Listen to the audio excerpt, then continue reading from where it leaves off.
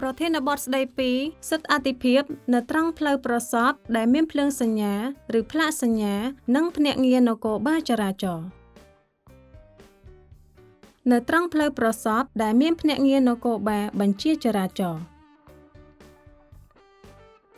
នៅពេលនគរបាលបញ្ជាចរាចរណ៍នៅត្រង់ផ្លូវប្រសពមានភ្លើងសញ្ញាចរាចរណ៍អ្នកបើកបរយានយន្តទាំងអស់ត្រូវគោរពតាមបញ្ជានគរបាលចរាចរណ៍ទោះបីភ្លើងសញ្ញាចរាចរណ៍ពណ៌បៃតងឬក្រហមក៏ដោយនៅត្រង់ផ្លូវប្រសពដែលមានផ្លាកសញ្ញាឈប់និងភ្នាក់ងារនគរបាលបញ្ជាចរាចរណ៍នៅពេលនគរបាលបញ្ជាចរាចរណ៍នៅត្រង់ផ្លូវប្រសពមានផ្លាកសញ្ញាឈប់អ្នកបើកបរយានយន្តទាំងអស់ត្រូវគោរពតាមបញ្ជានគរបាលចរាចរណ៍ទោះបីមានផ្លាកសញ្ញាឈប់ក៏ដោយ